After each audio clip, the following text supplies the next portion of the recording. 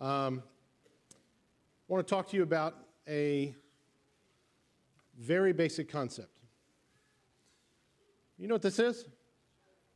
Be careful, because you don't. Be careful. Not sure what this is yet, so we're going to have to find out. And this is how we find out.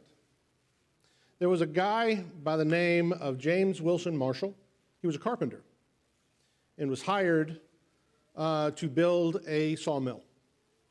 And while he was doing that, he looked into the water and found something that looked like that in the water. And he pulled it out, and of course the whole process of what we were talking about just a moment ago is, what is it? He thought it might be what you suspected, a gold nugget. But how would he know? How would he be sure? Do you know how to tell? Well, I can tell you how he identified what this was. And it's something you need to keep in your life for those times that you're not sure. He hit it with a rock. Now, what I mean by that is, it's exactly what he did. He went to the side of the creek, that side of the, I believe it was the Feather River, put this pretty little rock, pretty little piece on a large stone that was by the creek, picked up another one, and smashed it. If it had been something called fool's gold or iron pyrite, it would have shattered into facets, almost like a piece of glass. But it didn't. It bent. That is one of the characteristics of gold. I believe the term, and please, you materials people, don't throw something at me, but I believe the term is ductile. It bent, and you can shape it. And he went, 1848, Feather River in California. This is Sutter's Mill, set off the gold rush of 1849. But he had to know. How do you know? Here's a question for us. How do you know that we love God's children? This is a question that's asked in the Bible. And I want you to think about that. Oh yeah, are you sure you know? How would you know? Let's take a look at the context of this and see how it fits in with what we're talking about this morning. This is from 1 John chapter 5, the first 5 verses. The people who believe that Jesus is the Messiah are God's children. Anyone who loves the Father also loves the Father's children. How do we know that we love God's children? Here's the question. We know because we love God and we obey His commandments, or His commands. Loving God means obeying His commands, and God's commands are not too hard for us. Because everyone who is a child of God has the power to win against the world. It is our faith that has won the victory against the world. So who wins against the world? Only those who believe that Jesus is the Son of God. Interesting. We answer the question, anyone who loves the Father also loves his children. But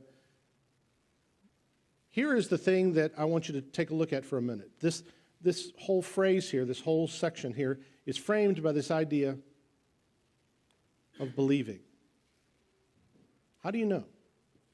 How do we answer the question? The people who believe that Jesus is the Messiah are God's children.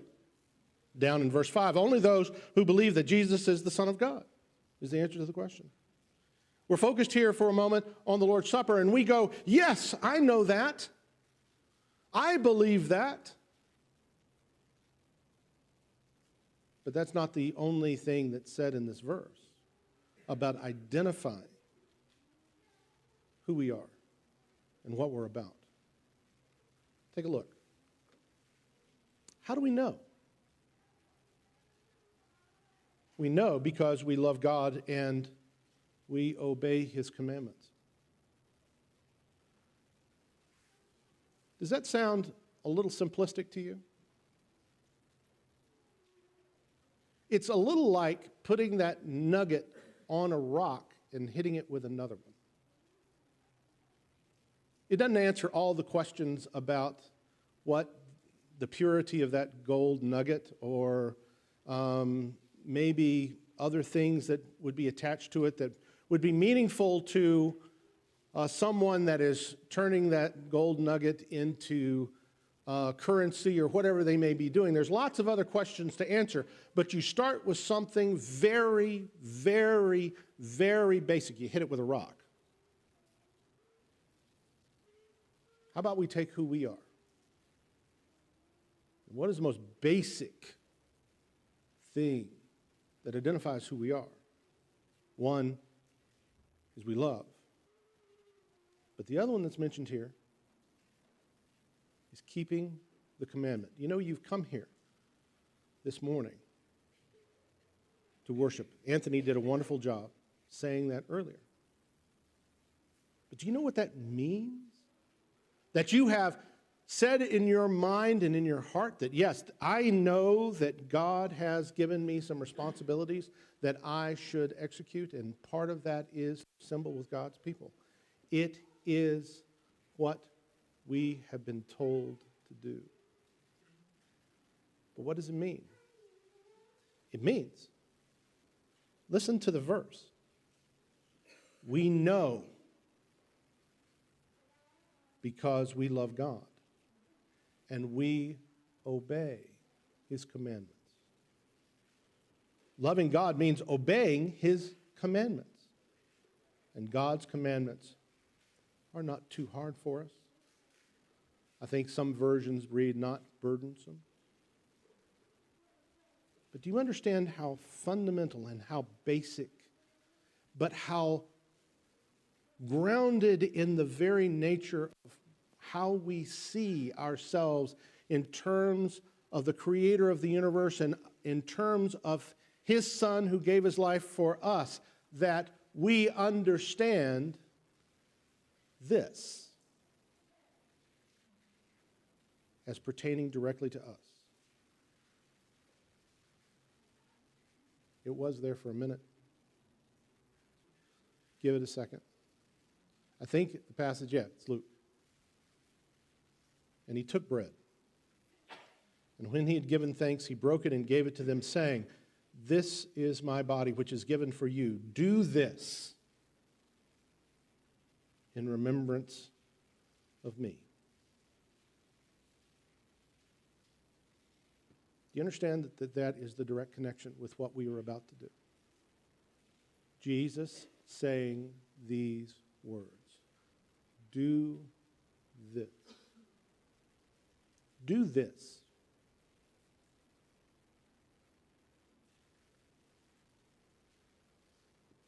And likewise the cup, after He had eaten, saying, "This cup that is poured out for you is the new covenant in my blood." Take it. How important is this? It is such a fundamental element that sometimes we just don't think about it. Of course we're going to do, but there's lots of people that claim to be followers of Jesus, claim to love God, claim all kinds of things, and never understand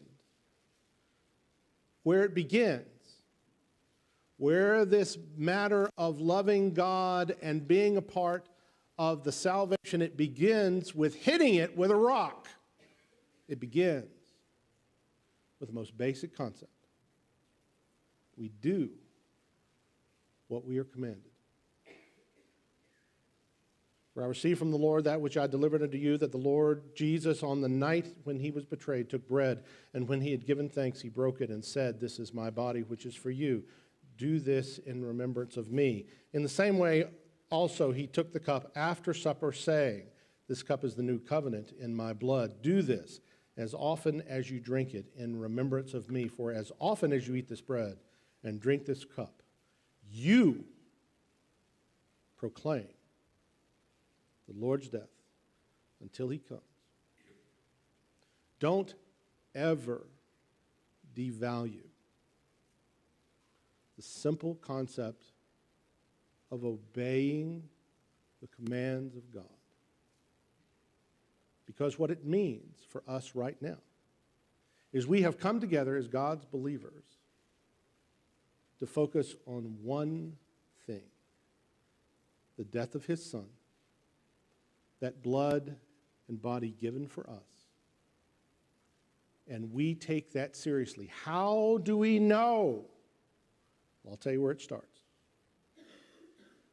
That we do what he commanded.